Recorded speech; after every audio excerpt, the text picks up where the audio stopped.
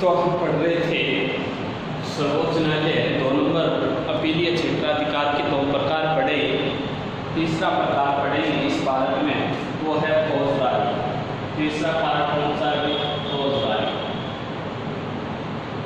तीसरा जो पार्ट है वो फौजदारी। अब पूछ ले कि जो फौजदारी है वो किस अनुच्छेद में निहित है, तो अनुच्छेद बताओगे, आपसे पूछ ले अनुच्छेद 134 में वर्णन मिलता है कि फौजदारी से संबंधित वर्णन है वो किसमें मिलता है? अनुच्छेद 134 में मिलता है। आपसे पूछ ले कि किन न्यायालय के निम्न विषयों पर, कौन कौन से विषय होते हैं कि निम्न विषय हैं, जैसे हम पढ़ेंगे कि इन विषयों पर हम उच्च न्यायालय से कहा जा सकते हैं, सर्वोच्च न्यायालय में जा सकते हैं। पहला इसका विषय है, यदि उच्च न्यायालय ने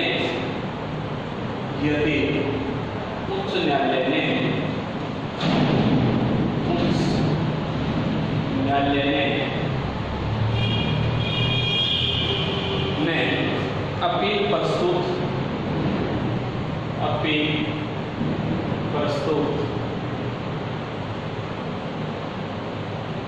होने पर किसी भी व्यक्ति को आजादी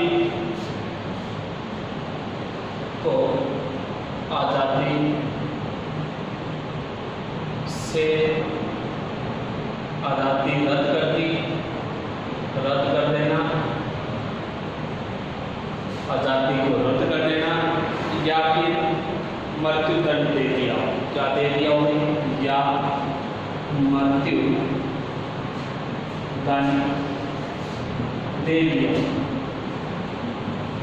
तो पहला विषय कौन सा आ रहा है कि यदि उच्च न्यायालय जैसे अलग अलग राज्यों के होते हैं, वो अपील का प्रस्तुत कर दे कि सर्वोच्च न्यायालय वो यह कहते हैं कि कोई भी व्यक्ति की आज़ादी जो स्वतंत्रता है उसको मतलब रद्द कर दिया हो उसकी आज़ादी को, और या फिर उसे क्या दे दिया हो? मृत्युदंड दे दिया हो, तो वह व्यक्ति अपनी अपील कहाँ कर सकता है?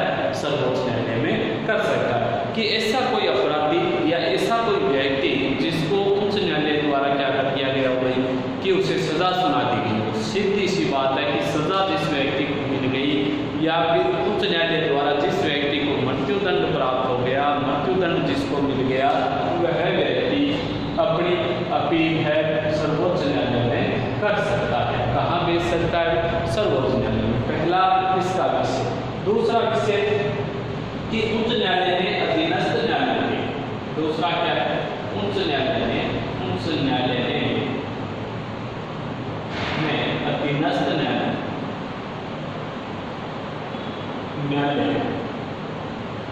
उच्च न्यायालय ने अधीनस्थ न्यायालय से अभियोग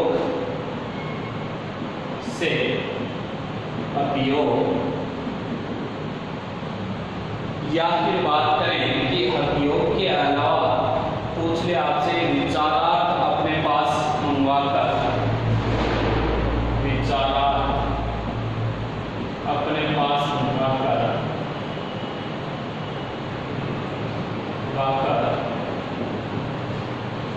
मंगवाकर, अभियुक्त को प्राणदंड दिया हो। क्या दिया हो? अभियुक्त को प्राणदंड दिया हो। क्या कह रहा है दूसरा विषय? फौजदारी से संबंधित कि अनुच्छेद 134 क्या कहता है, क्या लागू करता है कि उच्च न्यायालय ने अधीनस्थ मतलब निम्न न्यायालय कि उच्च न्यायालय के नीचे वाले स्तर के जो न्यायालय होते हैं उनकी बात चल रही है कि उच्च न्यायालय है वो निम्न न्यायालय से अभियोग मतलब जो भी मामला आया है उससे विचार विमर्श वाले, कहने का मतलब उससे मामला अपने पास मंगवा सकता है। कहने का मतलब निम्न न्यायालय से उच्च न्यायालय विवाद संबंधी क्या मंगवा सकता है? सूचना मंगवा सकता है। कौन सा न्यायालय? उच्च न्यायालय। अभियुक्त को प्राणदंड दिया हो कि निम्न न्यायालय ने किसी व्यक्ति को क्या दे दिया हो? प्राणदंड दे दिया हो, मृत्युदंड दे दिया हो। सीधी सी बात है कि निम्न न्यायालय किसी व्यक्ति को दोषी मानते हुए किसी को मृत्यु की सजा सुनाई है, तो उच्च न्यायालय है उस विवाद से संबंधित, उस मामले से संबंधित अपने पास है मंगवा सकता है। तीसरा, अगर उच्च न्यायालय यह प्रमाणित कर दे, अगर उच्च न्यायालय यह प्रमाणित करते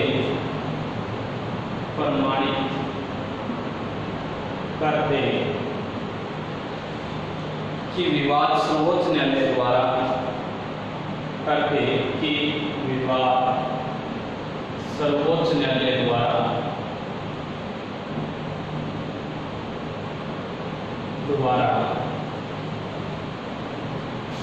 विचार के योग्य है,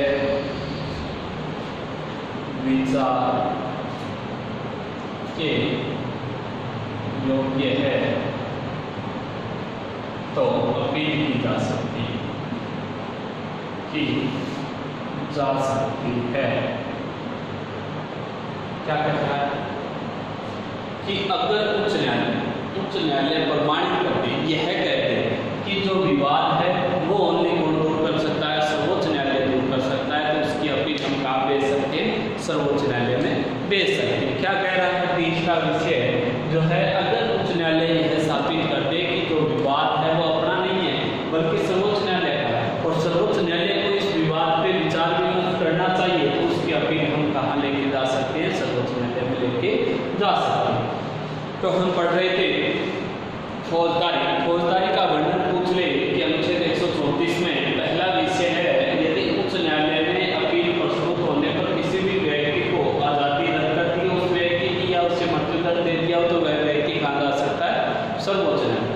दूसरा विषय कह रहा है कि उच्च न्यायालय ने अपने अधीनस्थ न्यायालय से अभियोग विचारा अपने पास मंगवाकर अभियुक्त को प्राणदंड दिया हो, कि निम्न न्यायालय से कोई विवाद है अपने पास मंगवा लिया और उसे सजा मृत्युदंड दी हो, तब हम कहाँ जा सकते हैं, सर्वोच्च न्यायालय में जा सकते हैं। 3 नंबर कह रहा है, अगर उच्च न्यायालय यह प्रमाणित करते, यह साबित करते कि यह विवाद है वो सर्वोच्च न्यायालय के विचार के योग्य है, तो कहाँ भेज सकता है, सर्वोच्च न्यायालय में भेज सकता है। ये हो गई फौजदारी। इसके बाद 4 नंबर जो अपीलीय क्षेत्राधिकार का प्रकार है वो है विशिष्ट। कौन सा प्रकार है, विशिष्ट। अब आपसे पूछ ले विशिष्ट, अनुच्छेद 132 से 134 तक वर्णन मिलता है। विशिष्ट का वर्णन पूछ ले आपसे तो कहोगे अनुच्छेद 132 से लेकर 134 तक वर्णन मिलता है। 132 से 134 तक की बात करें कि उच्च न्यायालय के निर्णय के विरुद्ध, किसके निर्णय के विरुद्ध भाई, उच्च न्यायालय के निर्णय के विरुद्ध अपील सर्वोच्च न्यायालय में की जा सकती है। अपील सर्वोच्च न्यायालय में की जा सकती है कि उच्च न्यायालय के विरुद्ध हम कहा जा सकते हैं, सर्वोच्च न्यायालय में जा सकते हैं। अनुच्छेद 132 से 134। 136 कहता है कि साधारण कानून से बिना अपील संबंधी अधिकार सर्वोच्च न्यायालय में सौंपे गए। अनुच्छेद 136 क्या कहता है कि साधारण कानून, कौन सा कानून है, साधारण कानून, कौन सा कानून, साधारण कानून से भिन्न अपील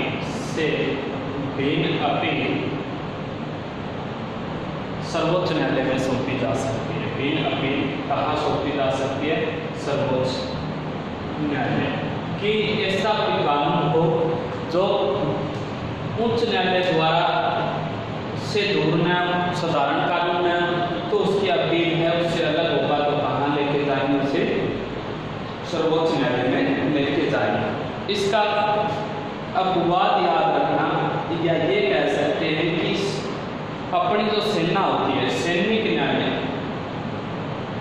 कौन से न्यायालय, सैनिक न्यायालय अलग से होते हैं सेना के न्यायालय, तो सैनिक न्यायालय के निर्णय के विरुद्ध सर्वोच्च न्यायालय में अपील नहीं की जा सकती। सैनिक न्यायालय का जो निर्णय होता है, सैनिक न्यायालय ने जो निर्णय दे दिया, सैनिक न्यायालय ने जो विवाद दूर किया है, उस विवाद की अपील कहाँ नहीं कर सकते, सर्वोच्च न्यायालय में नहीं कर सकते। कहाँ नहीं कर सकते भी, सर्वोच्च न्यायालय में। तो आपसे पूछ ले कि साधारण कानून से बिना अपील, कहने का मतलब जो अपना साधारण कानून है उससे अलग हो तो हम जा सकते हैं सर्वोच्च न्यायालय में 136 के तहत। लेकिन अगर जो विवाद सैनिक न्यायालय द्वारा दूर किया गया हो उसकी अपील हम कहाँ नहीं कर सकते, सर्वोच्च न्यायालय में नहीं कर सकते। तो कितने प्रकार हो गए इसके, 2 अपीलीय क्षेत्राधिकार, तीसरा है परामर्शी क्षेत्राधिकार। उसके बाद अपना जो है सर्वोच्च न्यायालय है वो क्या हो जाएगा, कंप्लीट हो जाएगा, ये पॉइंट अपना कंप्लीट हो जाएगा। बात करेंगे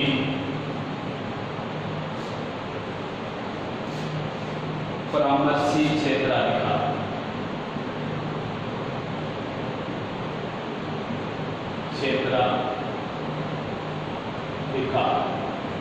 या कह सकते हैं इसे सलाह क्षेत्राधिकार या सलाहकार क्षेत्राधिकार क्या कह सकते हैं, सलाह क्षेत्राधिकार। अब आपसे पूछ रहे कि अनुच्छेद 143 के अनुसार राष्ट्रपति सर्वोच्च न्यायालय से परामर्श मांग सकता है। वे परामर्श नाम क्या आ रहा है, परामर्श आ रहा है कि वे विषय जिन पे क्या हो परामर्श मांगना, या वे विषय जिन पे क्या मांगना, सलाह मांगना। तो अनुच्छेद 143 क्या कहता है कि 143 के अनुसार राष्ट्रपति, देश का जो राष्ट्रपति होता है, राष्ट्रपति सर्वोच्च न्यायालय से कि राष्ट्रपति 143 के अनुसार सर्वोच्च न्यायालय से परामर्श ले सकता है। क्या ले सकता है, परामर्श मांग सकता है कि राष्ट्रपति अनुच्छेद 143 के अनुसार सर्वोच्च न्यायालय से क्या कर सकता है, परामर्श मांग सकता है। लेकिन मानने के लिए बाध्य नहीं है। लेकिन क्या नहीं है, लेकिन परामर्श मानने के लिए बाध्य नहीं है। अनुच्छेद 143 के अनुसार परामर्श दे सकता है, लेकिन जो परामर्श सर्वोच्च न्यायालय ने दिया है उसको मानने के लिए बाध्य नहीं होता है।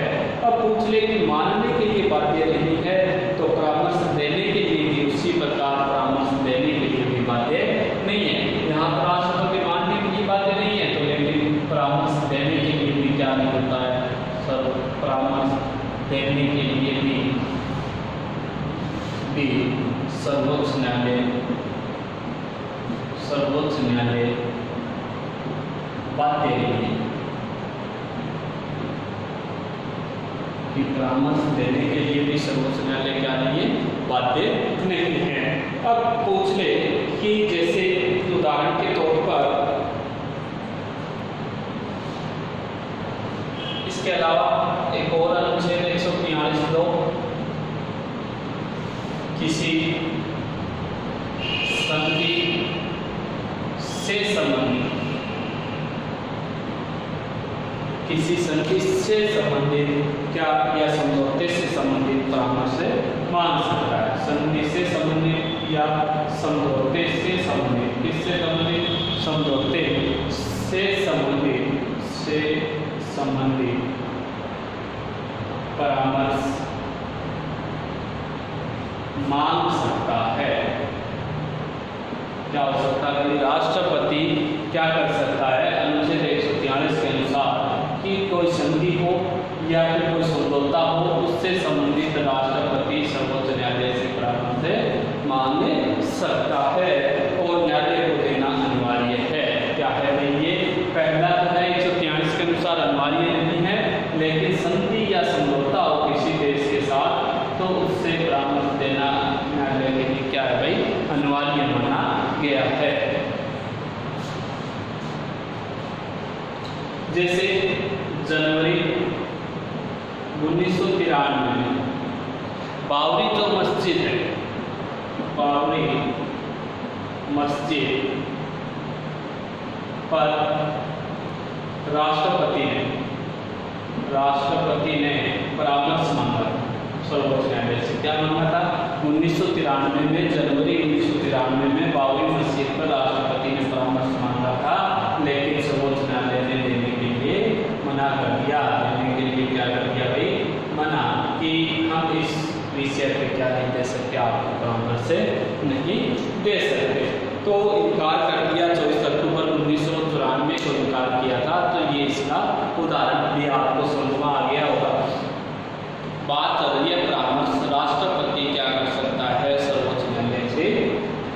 परामर्श ले सकता है, सलाह ले सकता है। अनुच्छेद 143 के अनुसार सलाह लेगा, वो मानने के लिए बातें नहीं है और सर्वोच्च न्यायालय देने के लिए भी बातें नहीं है। जैसे जनवरी 1993 में बाबरी मस्जिद पे राष्ट्रपति ने परामर्श मांगा था, लेकिन सर्वोच्च न्यायालय ने देने से क्या कर दिया था, इनकार कर दिया था। अनुच्छेद 143 लोग के अनुसार किसी संधि से संबंधित परामर्श से संबंधित परामर्श मान सकता है, समझौते से संबंधित, लेकिन वो देने के लिए बातें होता है। तो ये अपना जो सर्वोच्च न्यायालय का डॉक्यूमेंट था वो क्या हो गया, कंप्लीट हो गया। बात करेंगे आगे जो चल रही है उससे संबंधित, तो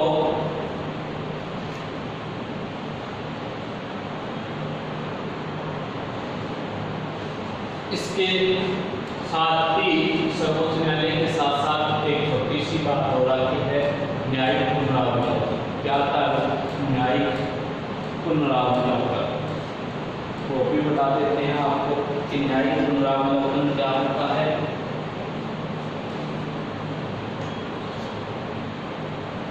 न्यायिक पुनरावलोकन सीधी सी बात है, अपने साधारण से शब्दों में मैं आपको कहूँ कि वे विषय जिन पे न्यायालय में पुनः अपील की जाती है या पुनः उसके मामले देखे जाते हैं, वो न्यायिक पुनरावलोकन कहे जाते हैं। कि न्यायिक पुनरावलोकन की पुनः देखना, कि वे विषय जिन पे पुनः चाहे गई सर्वोच्च न्यायालय द्वारा उसके अध्ययन किया जाता है, तो न्यायिक पुनरावलोकन कहलाता है। इसका तात्पर्य क्या होता है, देखो अन्य शब्दों में तात्पर्य क्या निकलेगा, हम कहते हैं कि सर्वोच्च न्यायालय द्वारा क्या है, सर्वोच्च न्यायालय द्वारा, सर्वोच्च न्यायालय द्वारा संविधान तथा उसकी, संविधान तथा उसकी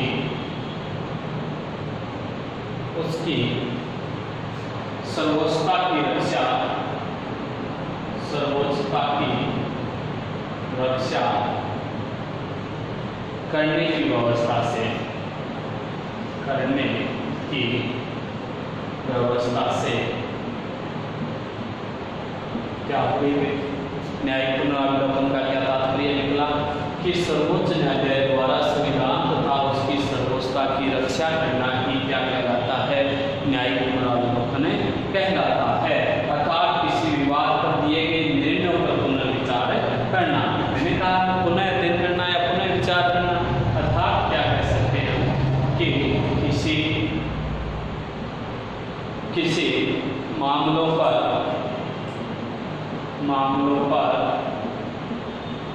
दिए गए निर्णयों की को पुनः देखना, पुनः अध्ययन करना। सीधा सा अर्थ है कि पुनः देखना, पुनः अध्ययन करना ही क्या कहलाता है, न्यायिक पुनरावलोकन कहलाता है। कि उसमें कुछ बदलाव करना, कुछ परिवर्तन कर देना या फिर कुछ संशोधन करके बताना ही न्यायिक पुनरावलोकन है। कि जैसे सर्वोच्च न्यायालय ने कोई विवाद से संबंधित निर्णय दिया, कुछ समय बाद उस पर पुनः अध्ययन करती है, पुनः न्यायिक व्यक्ति है उसमें कुछ बदलाव लाएगी, कुछ संशोधन लाएगी, वही क्या होगा, न्यायिक पुनरावलोकन कहलाता है। अब आपसे पूछ ले कि भारतीय सिद्धांत संविधान में 2 सिद्धांतों पर आधारित है। वैसे तो न्यायिक पुनरावलोकन है अमेरिका से किया है, अमेरिका का प्रमुख है, कहाँ पे सबसे पहले अपनाया था इसे, अमेरिका। ये भारत में कितने सिद्धांतों पर आधारित है, भारत में 2 सिद्धांतों पर आधारित है। आपसे पूछ ले कि न्यायिक पुनरावलोकन भारत में कितने सिद्धांतों पर आधारित कहोगे, 2 सिद्धांतों पर आधारित कहोगे। पहला जो सिद्धांत है वो है अभिलेख न्यायालय। पहला जो सिद्धांत है वो क्या है, अभिलेख न्यायालय। दूसरा पूछ ले आपसे, वो कहोगे जनहित याचिका। दूसरा सिद्धांत कौन सा है, जनहित याचिका। तो भारत में न्यायिक पुनरावलोकन कितने सिद्धांतों पर आधारित है, 2 सिद्धांतों पर। पहला अभिलेख, इसका वर्णन है वो अनुच्छेद 129 में मिलता है। अभिलेख न्यायालय का वर्णन कितने कौन से अनुच्छेद में मिलता है, 129 में। कहने का मतलब है कि कि इस न्यायालय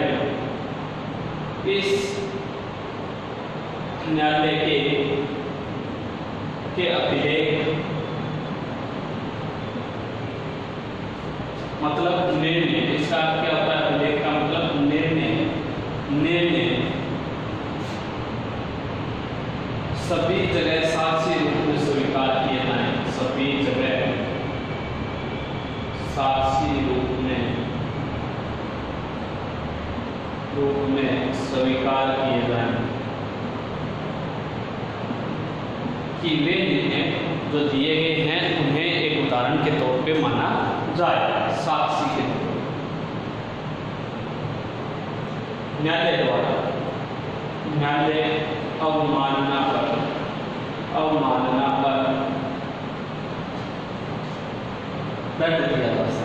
दंड दिया जा सकता है। ये कहता है कि न्यायिक पुनरावलोकन ने अनुच्छेद 129 के अनुसार अगर कोई निर्णय सुना दिया, कोई निर्णय बता दिया, तो वो निर्णय हमें क्या मानना होगा? अंतिम मानना होगा, साक्षी मानना होगा। अगर कोई व्यक्ति इसका उल्लंघन करता है, साक्षी नहीं मानता है न्यायिक पुनरावलोकन का, तो उस व्यक्ति को दंड दिया जा सकता है। ये है कि जनहित याचिका, जन मतलब लोगों के हितों की याचिका। क्या कह सकते हो? लोगों के हितों की याचिका कि कोई भी व्यक्ति किसी वर्ग, समाज या व्यक्ति की ये क्यों लागू की गई थी कि गरीब व्यक्ति थे, वो न्यायालय तक नहीं पहुंच पाते थे। तो ये कहता है कि कोई भी व्यक्ति किसी वर्ग, समाज या व्यक्ति की तरफ से क्या कर सकता है? मुकदमा लड़ सकता है। क्या लड़ सकता है? मुकदमा, कि दूसरे व्यक्ति की ओर से केस लड़ सकता है। कहने का मतलब कि कोई भी व्यक्ति किसी वर्ग, समाज या व्यक्ति विशेष के तौर पे क्या लड़ सकता है? मुकदमा लड़ सकता है, उसे छूटें मिली ही होती है। भारत में इसकी शुरुआत भागलपुर, बिहार से हुई थी। भारत में इसकी शुरुआत भागलपुर, बिहार से। कहाँ से हुई थी भारत में? कि भागलपुर, बिहार से इसकी शुरुआत की गई। जेल में विचाराधीन रखी गई कैदियों से संबंधित, कि जेल में जो बंदी थे, कैदी उनसे संबंधित जनहित याचिका लगाई गई थी। पहली बार जनहित याचिका भागलपुर, बिहार से लगी गई, जेल में बंदी कैदियों से संबंधित। न्यायिक पुनरावलोकन का सीधा सा तात्पर्य है कि वे मामले जिनको पुनः देखना ही क्या कहलाता है? न्यायिक पुनरावलोकन कहलाता है। न्यायिक पुनरावलोकन वैसे तो अमेरिका का प्रमुख है, अमेरिका ने अपनाया, लेकिन भारत ने इसे कितने सिद्धांतों से अपना दिया? 2 सिद्धांत। पहला है अभिलेख न्यायालय की जो न्यायिक पुनरावलोकन अंतिम फैसला दे दिया जाता है उसको मानना ही होगा। अगर कोई व्यक्ति नहीं मानता है तो उसे दंड भी दिया जा सकता है। दूसरा, जनहित याचिका की ऐसे समाज, ऐसे संगठन या ऐसे व्यक्ति की ओर से दूसरा व्यक्ति मुकदमा दायर करके संविधान के अनुरूप से कोई भी केस लड़ सकता है। और भारत में इसकी शुरुआत पिछले जनहित याचिका की तो भागलपुर, बिहार से जेल में जो बंदी थे या जो कैदी थे उनकी तरफ से लड़ा गया था। तो ये अपना पॉइंट था सर्वोच्च न्यायालय से संबंधित, ये अपना कंप्लीट हो चुका है। आगे हम अध्ययन करेंगे नेक्स्ट